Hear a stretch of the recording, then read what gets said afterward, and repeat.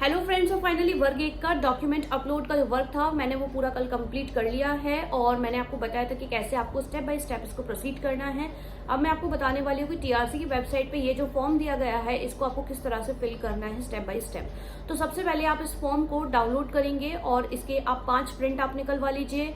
2 print आप extra में रखें ताकि आपकी फॉर्म भरते टाइम कोई गलती हो तो आप दूसरे पेज पर आप उसको ट्राई कर सके।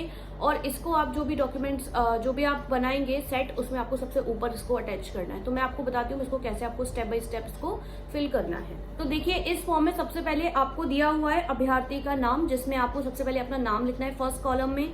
इसके बाद आप जो है वो आपके फादर का नेम यहाँ पे लिखेंगे। इसके बाद आपको आपका जो चयन परीक्षा है उसका रोल नंबर आपको यहाँ पे डालना पड़ेगा, मीन्स मेंस का। इसके बाद आप अपना जो है सब्जेक्ट डालेंगे, जैसे मेरा केमिस्ट्री था तो मैंने यहाँ केमिस्ट्री फिल किया है। इसके बाद आप अपना फुल एड्रेस यहाँ पे डालेंगे।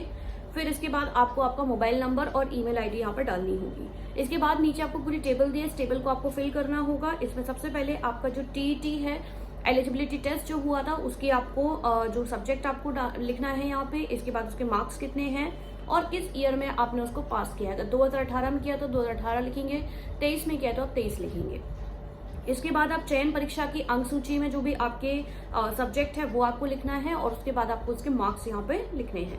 इसके बाद दिया हुआ है कि आप किस कैटेगरी से सिलेक्ट हो, वो कैटेगरी यहाँ पे आएगी। जैसे कि मेरे जो रिजल्ट था मेरा चयन परीक्षा वाला, उसमें नीचे वहां पे लिखा हुआ है यू आर नील फीमेल, तो यहाँ पे आपको ये लिखना होगा। जो भी आपके रिजल्ट में दिया हो वो आपको यहाँ पे लिखना है। ओके, इसके बाद आपको डेट ऑफ बर्थ के लिए आपकी 10th या 12th में जो भी डेट ऑफ बर्थ दी हुई है वो आपको यहाँ पे इसमें लिखनी है नेक्स्ट कॉलम में 4th नंबर पे। 5th नंबर पे आपको जो है आपकी यूनिवर्सिटी का नाम लिखना है, विश्वविद्यालय का नाम जहां से भी आपने आपकी ग्रेजुएशन कंप्लीट की है। इसके बाद आपके ग्रेजुएशन में जो भी फर्स्ट सेकंड थर्ड ईयर में जो भी सब्जेक्ट्स थे, मेन सब्जेक्ट्स, उनको यहाँ पे आपको फिल करना है। जैसे कि मेरे जूलॉजी, बॉटनी, केमिस्ट्री थे तीनों सेमेस्टर्स में, तो इसको तीनों कॉलम में आपको फिल कर देना है। इसके बाद आप जो है पीजी में आपको विश्वविद्यालय का नाम लिखना है। सबसे पहले आपने कहाँ से किया हुआ है।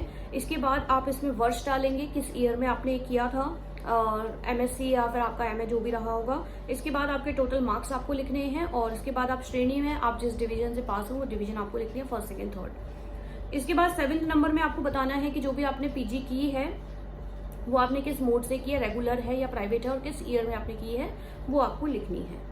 इसके बाद आप बीएड में सेम इस तरह से लिखेंगे, किस ईयर में आपने बीएड किया है और आपका रेगुलर प्राइवेट किस तरह से है वो आपको।